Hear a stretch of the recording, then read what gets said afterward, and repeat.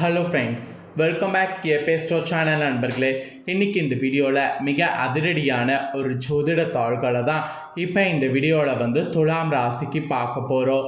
துலாம் ராசியில் பிறந்த நேயர்கள் இந்த ஒரு வீடியோவை ஸ்கிப் பண்ணாமல் பாருங்கள். அப்போ தான் என்ன ஜோதிட தாள்கள் பார்க்க போகிறோங்கிறத தெரிஞ்சுக்க முடியும். தற்போது 2025 ஆண்டில் தமிழ் மாதத்தில் 6வது மாதமான புரட்டாசி மாதமானது நடந்துட்டுருக்கு. இந்த புரட்டாசி மாதத்தில் கடைசி இதில் வந்திருக்கோம். இந்த கடைசி இதில் கிரகங்கள் சேர்றது, வக்ரமாகிறது. இதனால் ஒவ்வொரு ராசிக்காரங்களுக்கும் எச்சரிக்கையானது விடுக்கப்பட்டிருக்கு. கடவுள்கிட்ட கோபப்பட்டாலும் நடக்க வேண்டியது என்னமோ விதிப்படி நடந்தே தீரும்.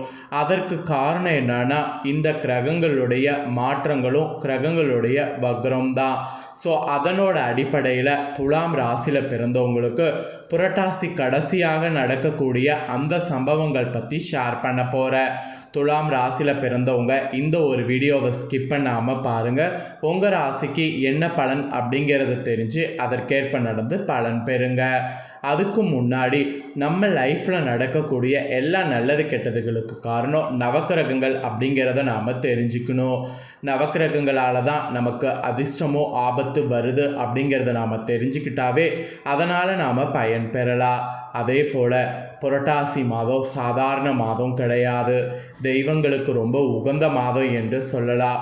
இந்த புரட்டாசி மாதத்தில் தெய்வ காரியங்கள் செய்யறதுனால சுப காரியங்கள் தவிர்க்கப்படுது. இந்த சுப காரியங்கள் தவிர்க்கப்படுவதற்கு காரணம் என்னங்கிறது நிறைய பேருக்கு தெரியாமல் இருக்குது. ஸோ இந்த வீடியோவில் சுப காரியங்கள் தவிர்க்கப்படுவதற்கான காரணங்களை ஷேர் பண்ண போகிறேன். உங்கள் ராசிக்கு அதற்கான காரணங்கள் தெரியலனா இந்த வீடியோவில் தெரிஞ்சுக்குங்க. சுபகாரியங்கள் செய்கிற மாதிரி ஐடியா இருந்தால் இப்போதைக்கு தள்ளி வச்சுக்குங்க. அதுக்கான காரணம் என்னங்கிறத வாங்க பார்க்கலாம். ஸோ வீடியோவை ஸ்கிப் பண்ணாமல் பாருங்கள். அப்போ தான் நான் உங்களுக்கு என்ன சொல்கிறேன் அப்படிங்கிறத தெளிவாக தெரிஞ்சுக்க முடியும். ஸோ தெரிஞ்சு அதற்கேற்ப நடந்து பயனடைய முடியும். ஆக்சுவலி புரட்டாசி மாதம் எந்த ஒரு சுபகாரியங்களுமே செய்யப்படாது. சுபகாரியங்கள் செய்யப்படாது அப்படிங்கிறதுனால இது மோசமான மாதம்லாம் கிடையாது. இது ரொம்ப சக்தி வாய்ந்த மாதம்தான். ஸோ ஜோதிடர் சொல்லக்கூடிய காரணம் என்னங்கிறத உண்மையானதை இந்த வீடியோவில் தெரிஞ்சுக்குங்க. ஸோ ஜோதிடத்தில் சொல்லக்கூடிய காரணம் பார்த்தீங்கன்னு வச்சுக்கோங்களேன், உங்களுக்கு ரொம்ப யூஸ்ஃபுல்லாக இருக்கும். ஸோ ஜோதிடத்தில் சொல்லக்கூடிய காரணங்களை வாங்க பார்க்கலாம். புரட்டாசி மாதத்தில் பெரும்பாலும் சுபகாரிய நிகழ்ச்சிகள் நடத்தப்படாது. இதற்கு பின் உள்ள காரணத்தை தான் தெரிந்து கொள்ள போகிறோம். இறைவனுக்கே அர்ப்பணிக்கப்பட்ட மாதங்களில் புரட்டாசி மாதம் ஒன்று. இந்த மாதத்தில் திருமணம் செய்யலாமா, வீடு கட்ட ஆரம்பிக்கலாமா, கிரகப்பிரவேசம் செய்யலாமா, வளைகாப்பு நடத்தலாமா, நடத்தக்கூடாதா, இந்த பல கேள்விகள் நம்ம மனதில் ஏற்படும். அதற்கான விடைகளை தான் இந்த வீடியோவில் உங்கள் ராசிக்கு பார்க்க போகிறோம்.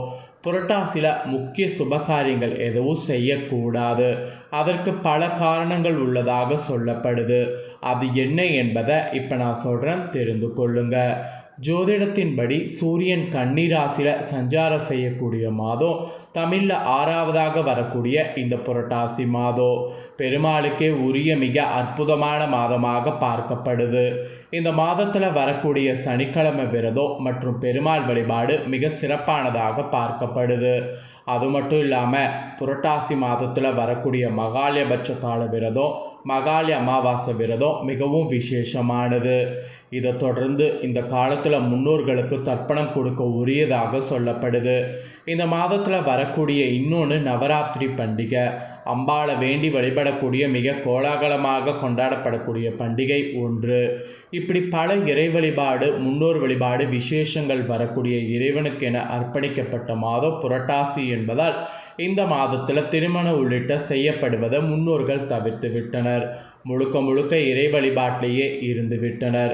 ஆக்சுவலி திருமணம் செய்வதற்கு சித்திர, வைகாசி, ஆவணி, தை, பங்குனி ஆகிய மாதங்கள் மிகவும் உகந்தது என ஜோதிட சாஸ்திரங்களில் குறிப்பிடப்படுது.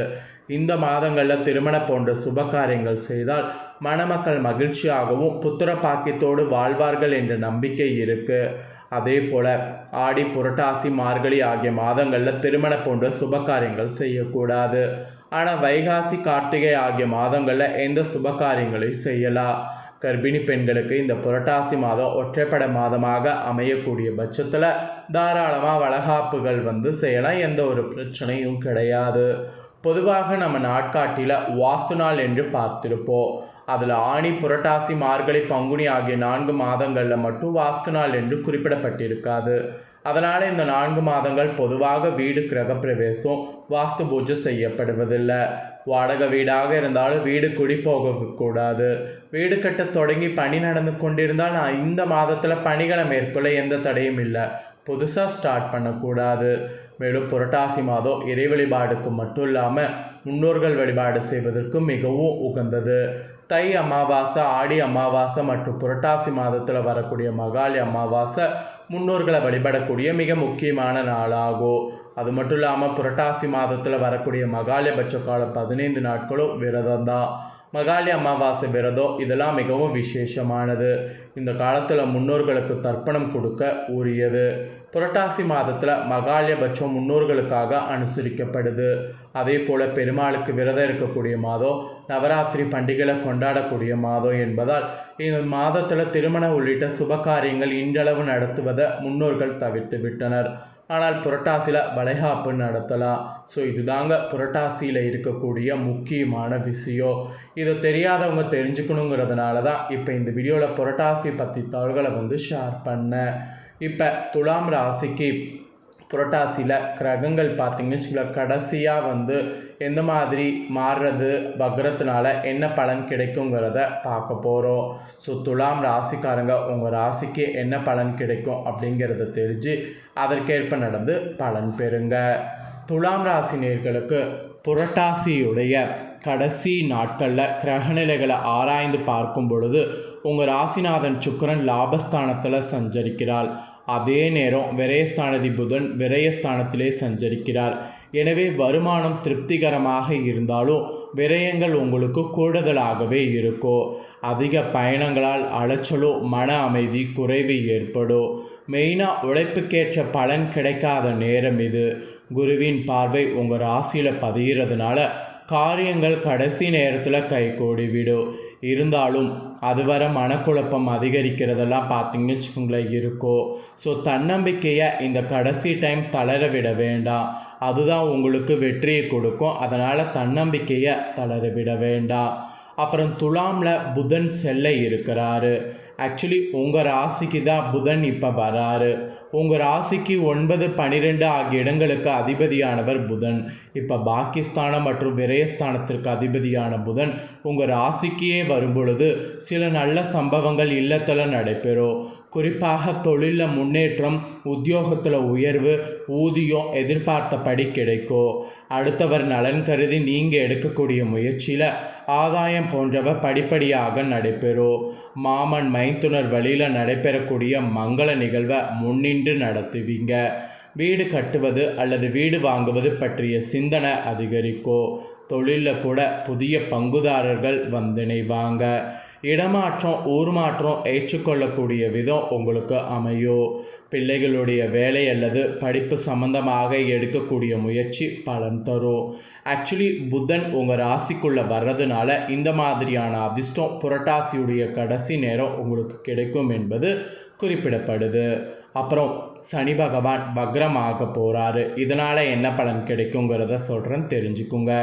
கும்ப ராசியில் சஞ்சரிக்கக்கூடிய சனி இந்த டைம் கடைசியாக வக்ர இயக்கத்தில் இருக்கிறாரு. உங்கள் ராசிக்கு 4, 5 ஆகிய இடங்களுக்கு அதிபதியானவர் சனி. சுகஸ்தானாதிபதியான அவர் வக்ரம் பெறுவது அவ்வளவா நல்லதல்ல. குடும்பத்தில் ஒருவர் மாற்றி ஒருவருக்கு உடல்நல தொல்லைகளும் மருத்துவ செலவுகளும் ஏற்படும். பிள்ளைகள் வழியில் மனக்கவலையும் விரயங்களும் ஏற்படும். பூர்வீக சொத்துக்களை பிரித்து கொள்வதில் இருந்த பிரச்சனை அதிகரிக்கும். இது போன்ற நேரங்களில் சனிக்கிழமையில் விரதமும் சனீஸ்வர வழிபாடும் செய்யணும். அப்படி செய்திங்கன்னா நன்மையானது உங்களுக்கு கிடைக்கும். மொத்தத்தில் பொது வாழ்வில் இருக்கிறவங்களுக்கு எதிர்பார்த்த பொறுப்புகள் கிடைக்கும். தொழில் மற்றும் வியாபாரம் செய்பவர்களுக்கு லாபம் திருப்தி தரும். உத்தியோகத்தில் உள்ளவர்களுக்கு எதிர்பார்த்த சலுகைகள் கிடைக்கும். கலைஞர்களுக்கு புகழ் கூடும். மாணவ மாணவிகளுக்கு படிப்பில் கவனம் அதிகரிக்கும். பெண்களுக்கு பிள்ளைகளால் விரயமானது உண்டாகும். அதே சமயம் மகிழ்ச்சியான தாள்கள் வந்து சேரும். ஸோ உங்களோட ராசிக்கு புரட்டாசியுடைய கடைசி நாட்கள் கிரகங்களால் இந்த மாதிரி தான் பலன் கிடைக்கும் என்பது குறிப்பிடப்பட்டதை தெளிவாக இந்த வீடியோவில் வந்து ஷேர் பண்ணிட்டேன். ஷேர் பண்ண பலனை தெளிவாக இந்த வீடியோவில் தெரிஞ்சிருப்பீங்க. தெரிஞ்சதுக்கேற்ப நடந்து பயன்பெறுங்க. நீங்கள் இதை பார்த்து பயனடைவது போல் உங்கள் ஃப்ரெண்ட்ஸ் ஃபேமிலியில் இருக்கிறவங்களும் பயனடையணும்னு நினச்சிங்கன்னா வீடியோ லைக் பண்ணி உங்கள் ஃப்ரெண்ட்ஸ் ஃபேமிலிக்கு ஷேர் பண்ணுங்கள். உங்கள் ஃப்ரெண்ட்ஸ் ஃபேமிலி இருக்கவங்களும் துலாம் ராசிக்காரங்களாக இருந்தாங்கன்னா இதை பார்த்து இதை தெரிஞ்சு இதற்கேற்ப நடந்து பலனடையட்டும். இதே போல் புதிய தகவல்களை தெரிந்து கொள்ள மறக்காமல் நம்ம சேனலை சப்ஸ்கிரைப் பண்ணுங்கள். நெக்ஸ்ட்டு இதே போல் சுவாரஸ்யமாக வேறொரு வீடியோவில் உங்களை சந்திக்கிறேன். தேங்க்யூ.